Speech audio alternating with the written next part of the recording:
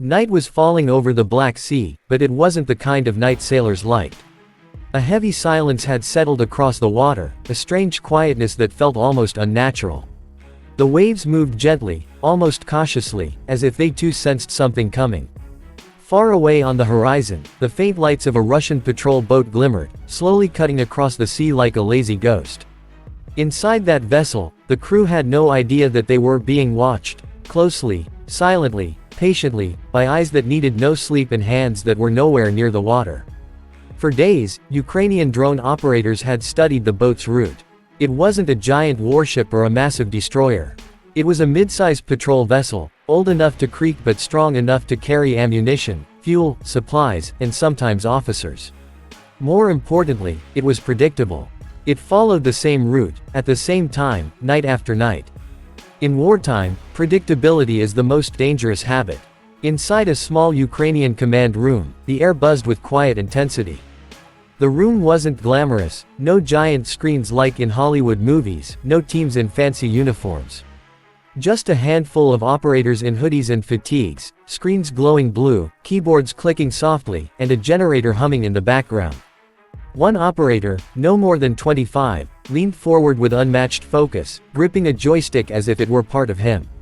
His drone was already in motion. A small, fast, sea-skimming vessel equipped with a warhead powerful enough to rip open steel. It had no pilot, no fear, no hesitation. The only brain guiding it was sitting miles away, watching through a night vision camera. The drone glided over the water like a shadow, barely visible, its engine whispering instead of roaring. It had been designed for one thing only, to strike before being seen. The operator zoomed in and saw the Russian patrol boat ahead, moving casually, almost lazily.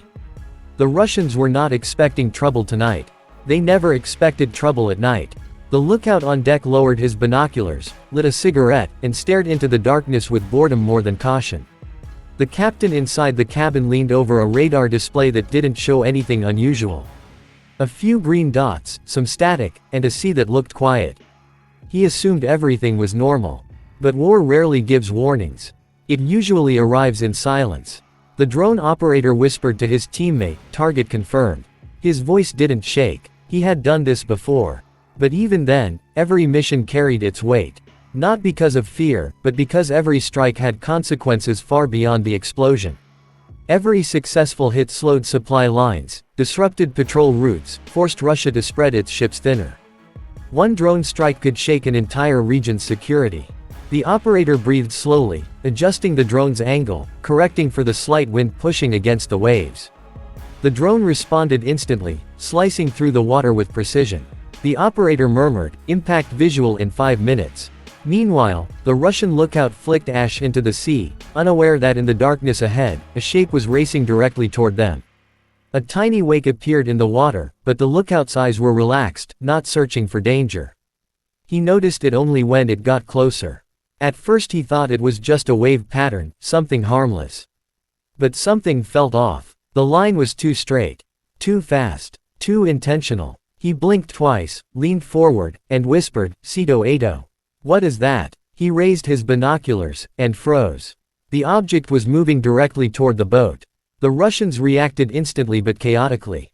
The alarm blared. The captain shouted orders, trying to figure out what was happening. Small craft approaching fast. Unknown. Object. The engine roared as the crew scrambled into position. A machine gunner swung his weapon around, trying to spot the target. But by the time he saw it, the drone was already too close, its small form cutting across the waves like an assassin. The Ukrainian operator pushed the throttle. The drone accelerated harder. The camera shook slightly as it hit higher speeds. The Russian crew opened fire. Bullets tore into the water, sparks flying off the waves. But hitting a sea drone at night, something barely the size of a jet ski, was nearly impossible. The drone zigzagged fast, adjusting its line every second. The operator was calm, focused. For him, time slowed. Every movement, every ripple, every shadow was part of a calculation. He whispered, 200 meters, 150, 100. The Russian captain screamed for evasive maneuvers. The patrol boat tried to turn away, but ships don't turn like cars. They are slow, heavy, stubborn machines. The drone, however, moved like lightning. The operator leaned forward, eyes locked on the target. 3, 2. A massive flash erupted over the water, followed by a thunderous boom that echoed across the sea. The explosion engulfed the Russian patrol boat in a fireball that ripped through metal, fuel, and ammunition. Shards of steel spun into the air, glowing red as they flew. The boat tilted violently, alarms wailing, crew shouting in panic. Flames danced across the deck as sailors scrambled desperately, some jumping into the freezing water to escape the inferno. But the Ukrainian operators didn't celebrate. They watched quietly, studying the aftermath, ensuring the mission was complete. As the fire spread inside the Russian vessel, something unexpected started happening: secondary explosions. Ammunition stored inside the boat began cooking off, detonating in bursts like artillery shells firing from within. Each explosion lit the sky, revealing the silhouette of the collapsing boat. Through the drone's camera feed, the operators saw the ship slowly giving in, metal bending, water pouring into the torn hull. Within minutes, the boat rolled onto its side, flames still licking the surface of the water. Then, with a low groan, it disappeared beneath the waves. But the mission wasn't over. Because this strike was only the beginning. Ukraine hadn't launched a single drone tonight, they had launched a swarm. Far behind the first impact zone, several more sea drones were approaching. Their cameras revealed the flickering light of burning debris.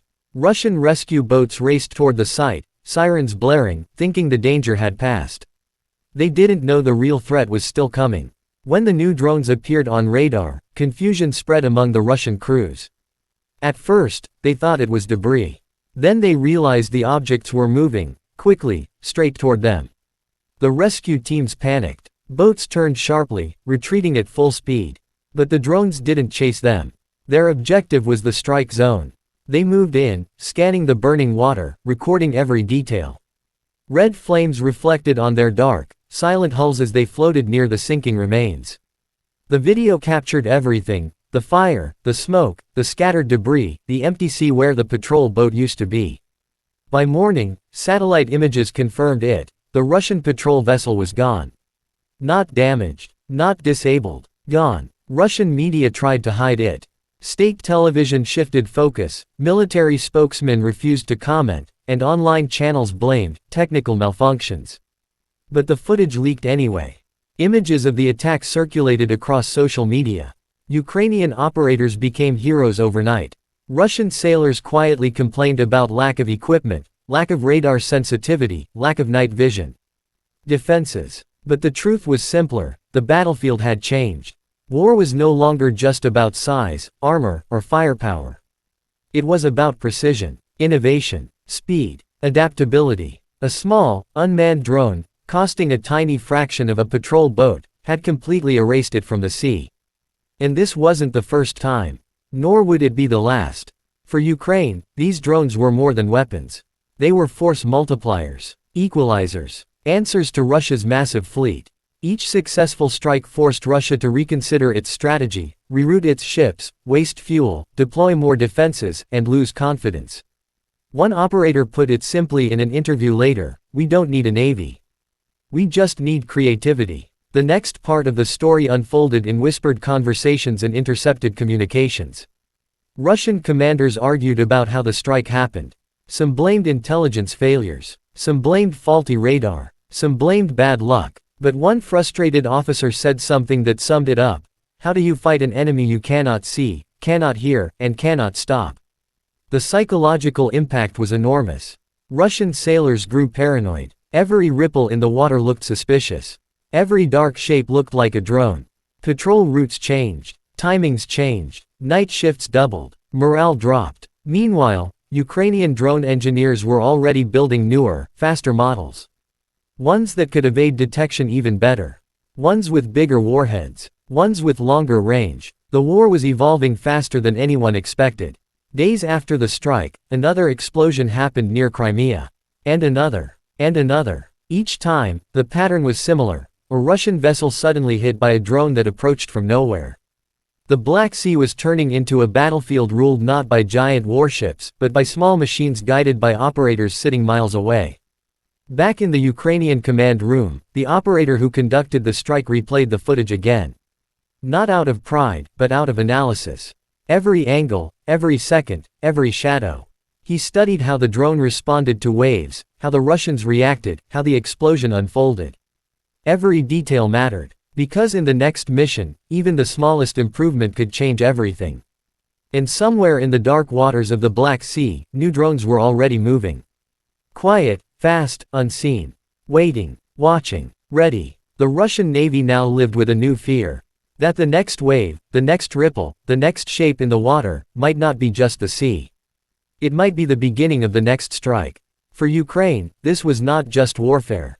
It was innovation. It was resilience. It was survival through intelligence rather than size. And for the world, it was proof that in modern conflict, the smallest machine can deliver the biggest shock, sometimes big enough to sink an entire fleet.